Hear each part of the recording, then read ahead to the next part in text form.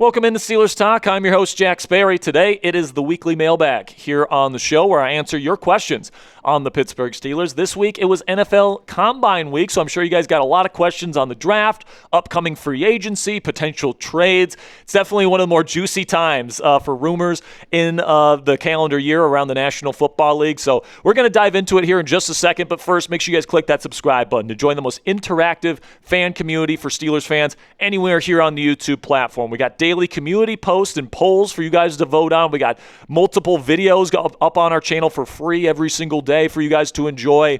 We go live twice a week to take your questions and all that different stuff. Plus, we're live for every single Steelers game where we react to the season together here on Steelers Talks. Make sure you guys click that subscribe button if you haven't already. All of our content is 100% free for you guys to enjoy. So if you want to join our family today, click that subscribe button and let's get into the questions. The first one's coming in from Miami. He says, who are some safety prospects on the Steelers' radar? I know that they had the formal combine meeting with Thieneman and with Caleb Downs. Downs is interesting because you'd probably have to trade up to get him.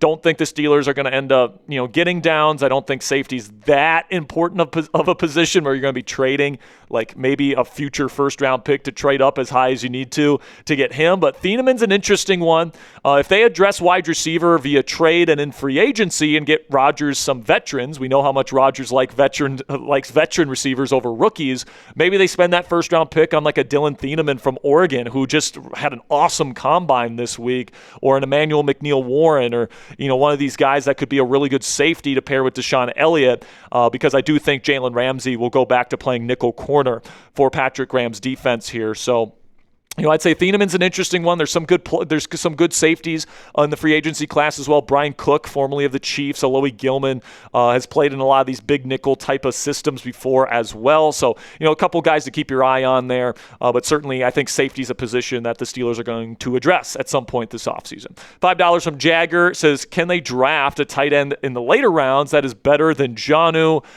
Easily keeping Jonnu is a crime.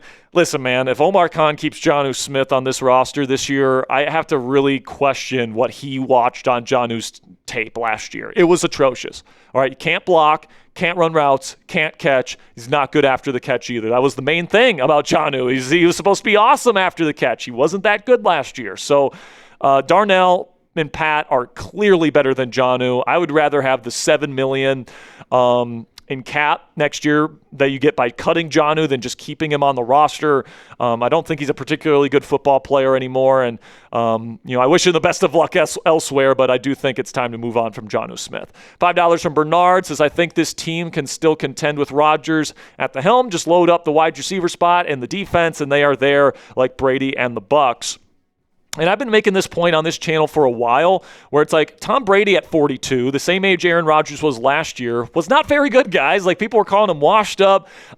Just like Rodgers, they both won their division championships. They both lost in the first round of the playoffs at home. They both had just one good receiver on their offense that year, and they were both limited because of that. They're non-mobile pocket passers. And if you don't have good weapons to throw to that can beat man coverage, and a good, offensive coordinator that can scheme those guys open, it's going to be tough for that style of quarterback to have success. And then you look at Brady at 43 years old, again, a very similar style to Aaron Rodgers, skill set wise as Rodgers is right now. He goes to a better situation with an offensive-minded head coach and Bruce Arians and Mike Evans and Chris Godwin and Antonio Brown and Rob Gronkowski. And what does he do? Wins the Super Bowl versus Patrick Mahomes in the Chiefs dynasty that season at age 43. So all these people saying like the ceiling is completely capped with Rodgers at a first-round loss and all that different stuff. You can't do anything better with Rodgers. Like, I thought he elevated the offense last year,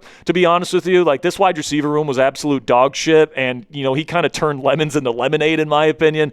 The team led the league in yak last year. He got the ball out quickly to his playmakers in space, didn't take a lot of sacks, didn't throw a lot of turnovers, was pretty good in the red zone.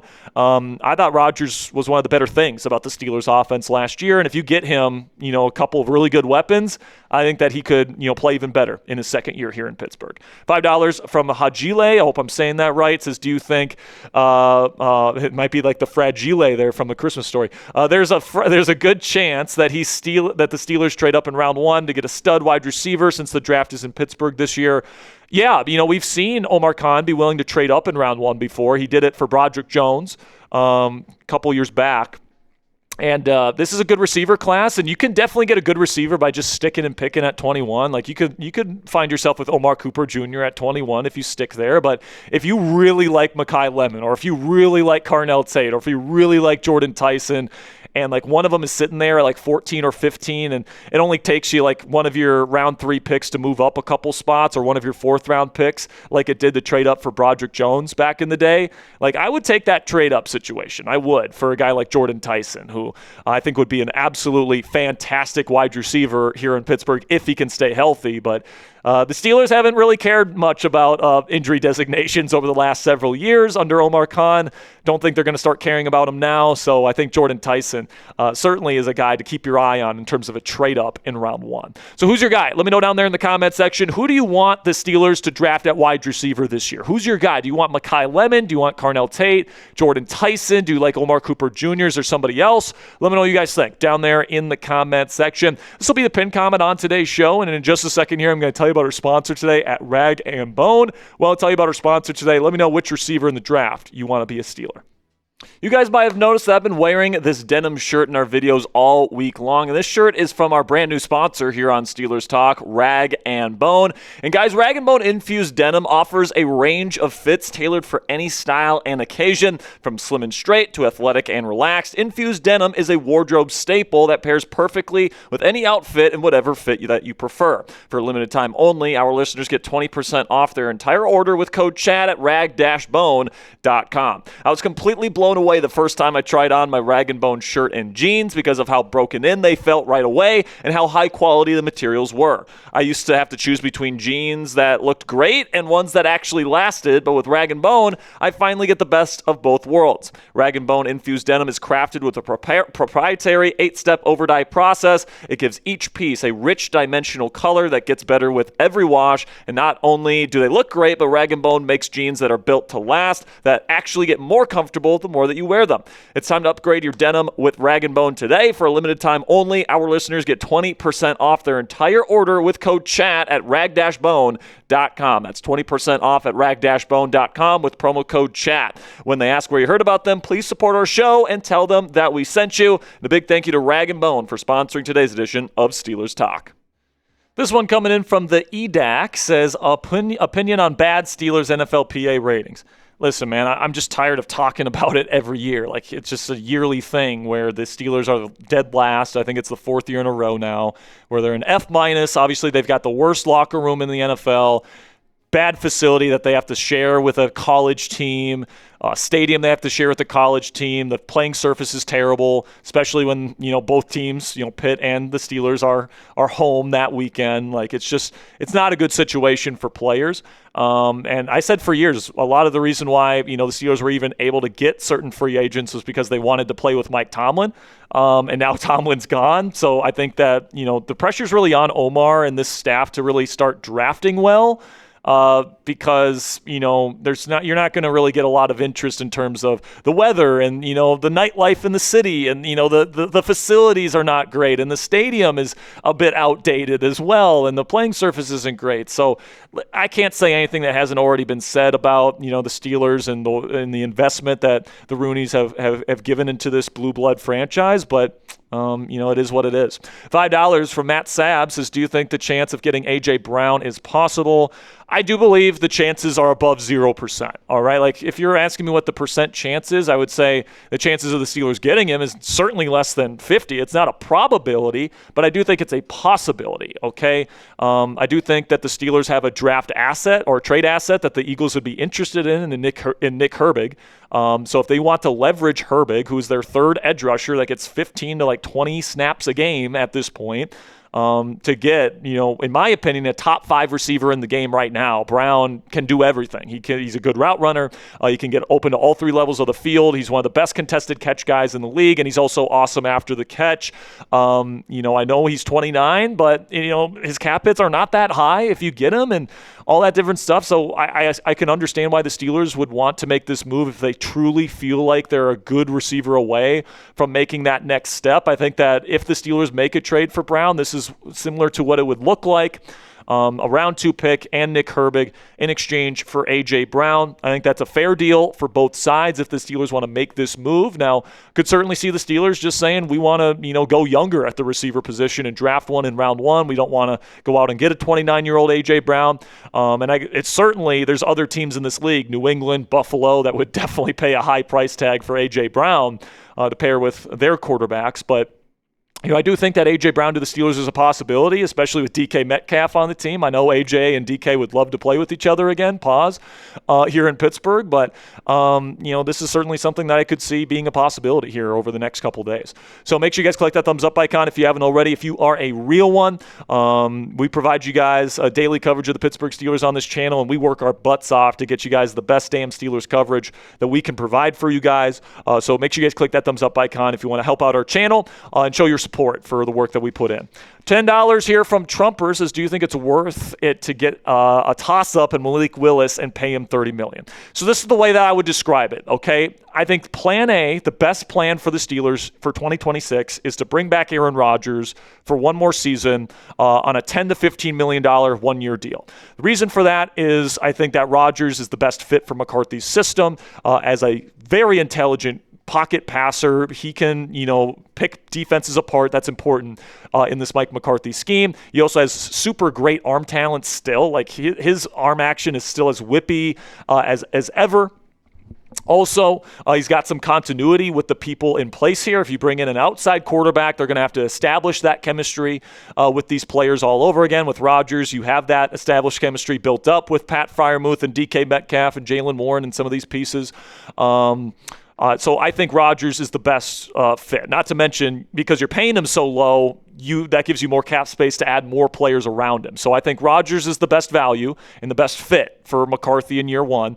But if he retires, which is a possibility, I think the next guy on my list would be Malik Willis, because he does have a lot of dynamic playmaking ability. And he showed, in a small sample size in Green Bay, that he has the high-end upside that teams look for. Like, he has the upside to be, like a top 10 level quarterback if he plays the way that he did in that short stretch in Green Bay.